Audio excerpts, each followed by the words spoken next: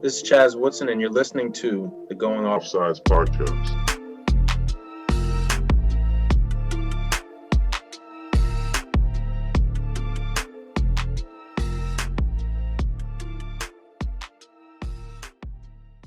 All right, what's up, everybody? Welcome back to season 2. We just finished the first 25 episodes, and we said let's just roll it over into season 2. We have that sweet new intro. Shout out to Chazz Woodson for that. Man, big time, big time, big time. Who would have thought? Who would have thought in June? Right? Was June? It feels like it was. It feels like it was forever ago. But here we are. We're coming up to the holiday season. Who would have thought that we would have been through season 1? We would have got through 25 of these things, and look at where we are. We're getting ready to start season 2. We are excited about all the things that we are going to be talking about. That we're going to be making some changes, doing some really cool things to help bring more content to you all, the listeners. And I can't say enough how excited I am about what we got planned for the future. And big shout out and big thank you to everybody who's been listening to us from the start. It's been a crazy few months in terms of where we started to where we are now, and how many listens that we've gotten, and how many new fans that we've gotten, and just the feedback that we've gotten. It's been really great. I know it's allowed us to create better episodes and put together more thoughtful content for you all. But it's been amazing to start, and I know Nick's going to talk a little bit more about that. But what a start! Can't talk enough how excited about how I am about season 2.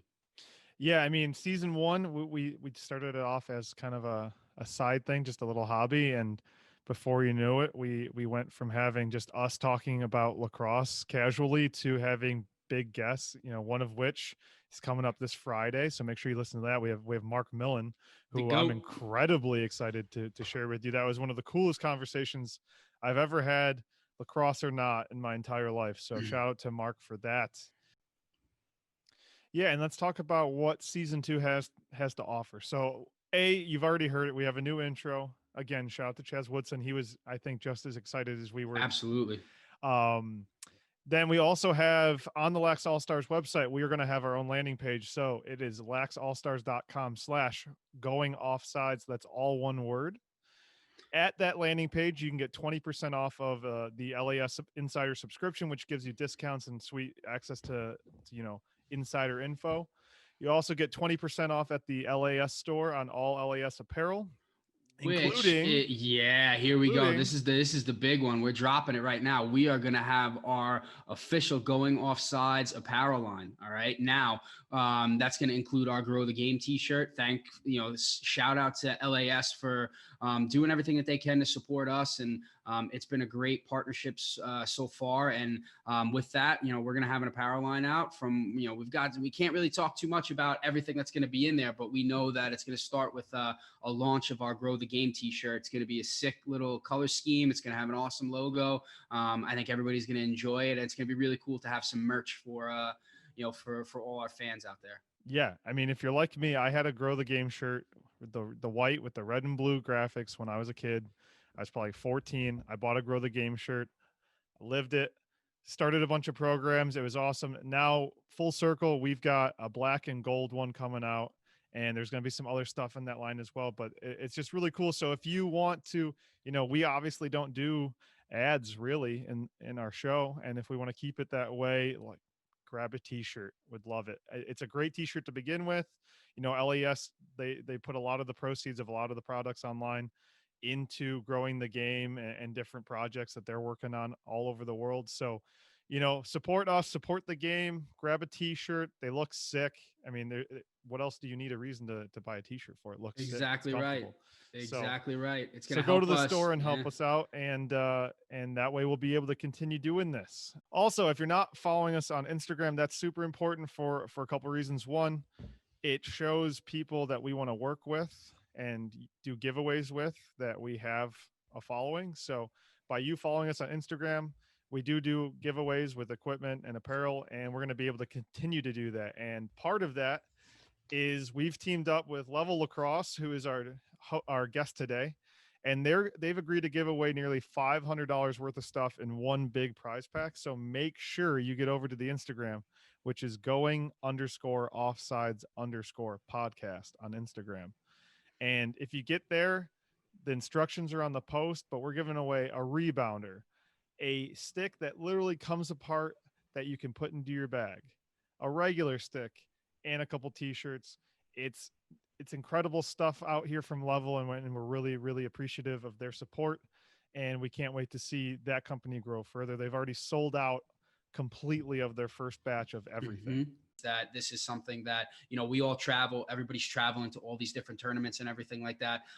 You know, one of the products that they're using is that shaft that it breaks down into 3 different pieces that you can fit into your book bag and actually carry on a flight. Which Yeah, is you can put a deep hole into a bag. Yeah, it's sick. You know, I remember traveling when I was in college. You know, you always used to have to check your shafts and everything like that. And also too, like this might be something that you see some college teams, maybe not Division I, but you'll see some MCLA teams. You know, they might end up buying a whole heap of these because they have to fly. You know, I know Division I colleges, like, you know, they have equipment budgets in the 6 figures in terms of check bags fees. So this is a product that solves a lot of problems for everybody. And then also too, you know, you had mentioned it before, that rebounder, it's sick. There's so many different uses you for can it. use it indoors. That's exactly that's crazy. You know, you could use it inside in your family living room if you want to play just a little, if you want to create your own game, you know, at the holiday time where, you know, you've got you and your cousins and you don't have a goalie. Well, great. Now you've got a rebounder where you can play, like,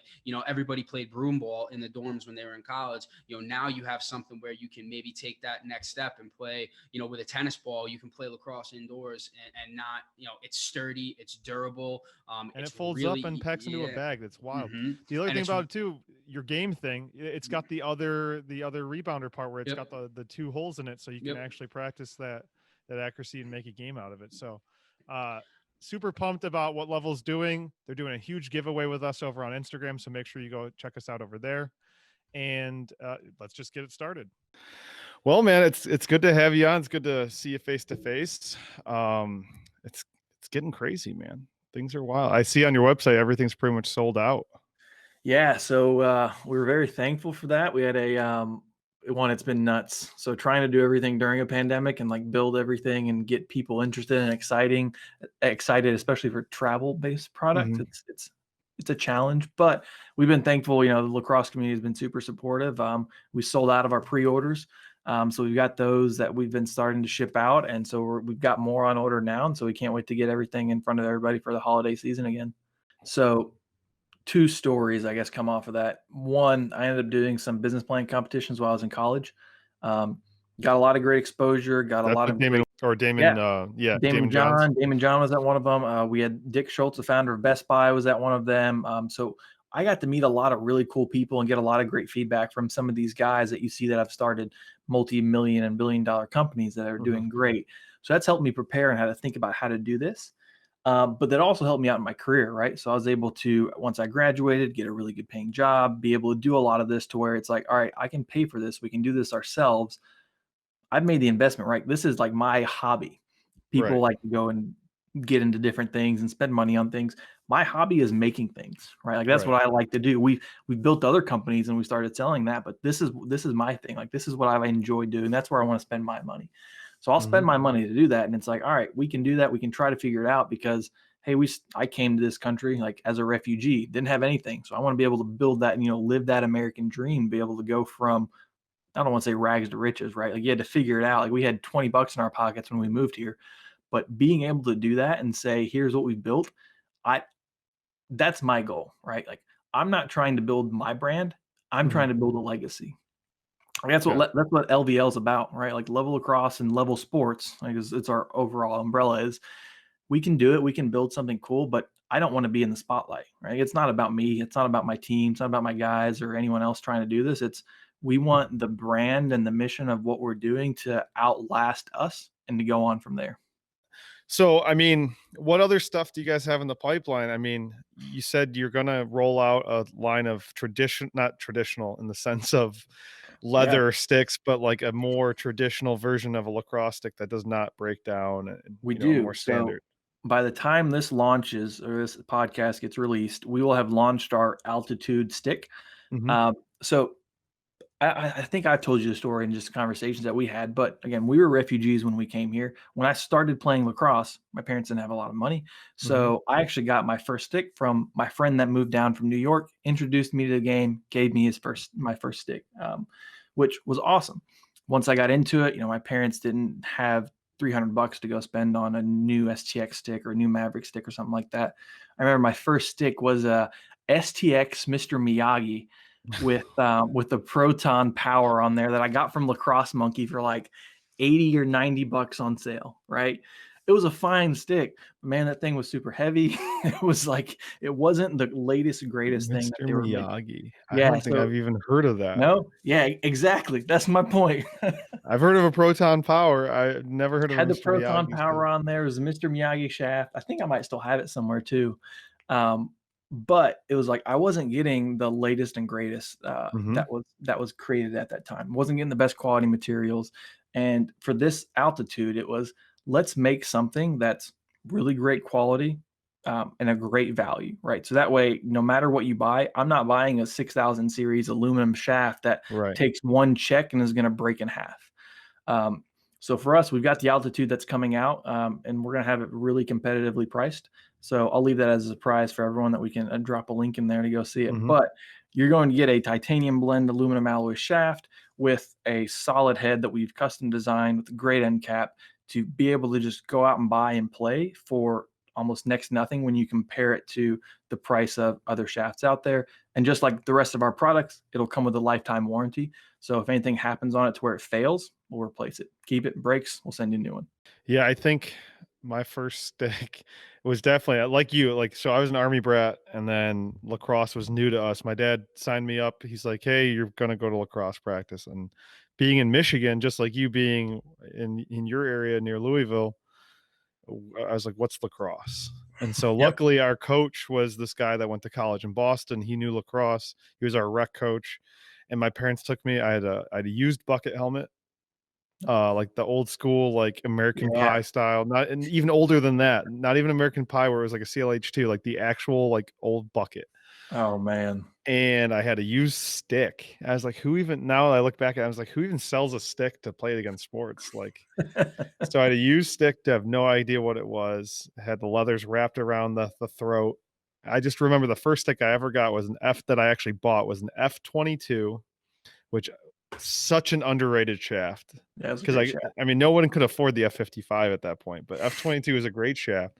And then I think I had just an Evo, just the old school Evo. It was such a simple head, but it was perfect. Like I've seen so much like animosity in the lacrosse world between brands, right? Like, oh, I make this is better, you suck. Like, dude, here's my thought on it. Lacrosse, yes, it's a niche market, it's a niche sport, but people buy shafts all the time. They recycle shafts, they try new things. It's such an ever-evolving world of people wanting to try out new sticks and new heads to where I feel confident in saying, yes, the other people make really cool stuff. I've used it. I like it. There's nothing wrong with that. We also make really cool stuff. We do it a little bit differently. So feel free to try theirs. Feel free to try ours. We hope you like ours better.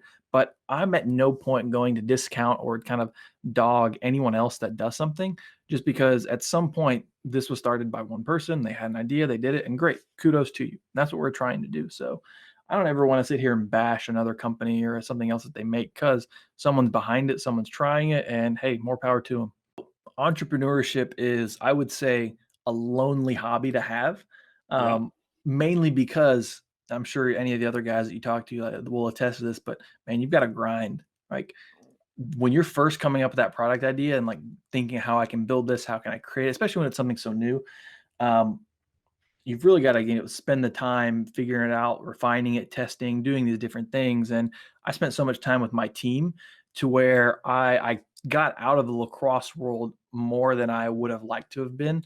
Like, was in coaching, I was playing, I was doing all these things, writing for LAS, and then it's like, hey, I've got this idea, I want to go try to build it.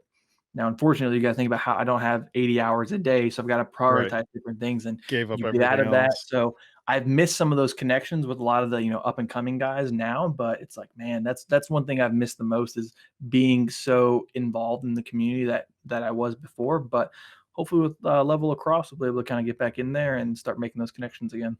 Yeah, it's funny, as long as, I mean, there is a stuffy level of lacrosse for sure. like the old boys club, either like, if you didn't go to the right private school or whatever, but that's Yeah. such a small, like that's an overemphasized part of what's in the lacrosse community. Right. Yes, that does exist. Let's not pretend it doesn't. Right. Like I'm not from the Baltimore school system, like No. in that area, I didn't go to a private school. But at the same time, like it's grown so much past that, especially recently, where like you do have people from Colorado, Michigan, wherever, California. So there, and it's like that in media too, like, oh, like you're not a full-time writer. Oh, Yeah. okay. Well, sorry, there's only like 4 of you that are doing this full-time in the entire industry. Right. And the rest of us are just doing it because we love the sport. 100%.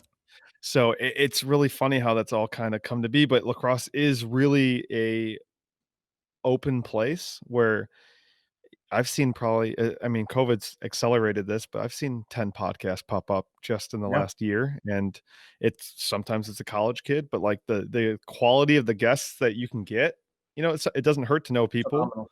Like Right. I saw a kid who's his 3rd podcast ever, he had like Kark. And I'm like, that's good for you. I haven't even tried to get someone like that on my podcast and I'm at 21. But it's insane to see like how opening the community is. Like I can DM someone that works for ESPN that we're going to have on a couple months. I don't want to spoil it. And they'll actually respond. And like, Right. they're just borderline a lacrosse person.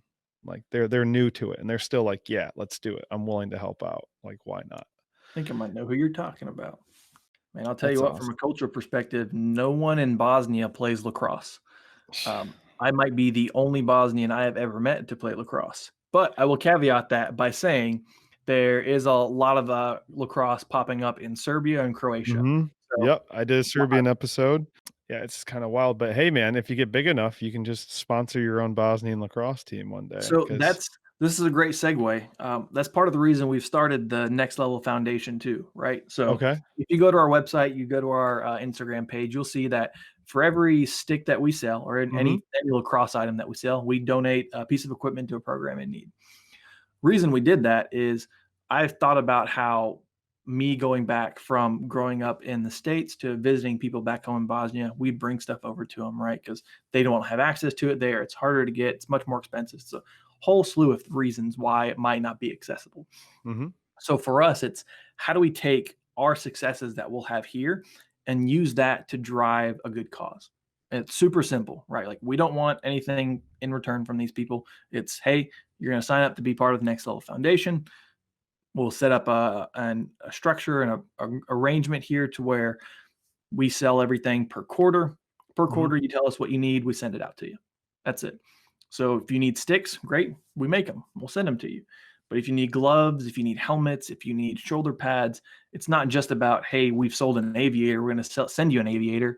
No, it's whatever you guys need in order to play and get started. That's what we want to help you get, and we want to help you kind of prepare to play. We want to help you get those programs started. So that way, even here in the States, to these programs that are popping up that might not get those U.S. Lacrosse Foundation grants or anything along those lines, right? We want to be able to help support them, but also overseas, because I've seen it blowing up in Europe. I've seen it blowing up across Asia and Africa and these different continents and regions. And in my mind, I'm thinking back to, man, the next time I go to Bosnia, I want to be able to go take equipment to a team out there, or even go visit the guys over in Croatia or Serbia and say, hey, here you go. Hope this helps, and help spread the game overseas. Because again, that's my heritage, right? Like that's where I'm from. That's where I was born.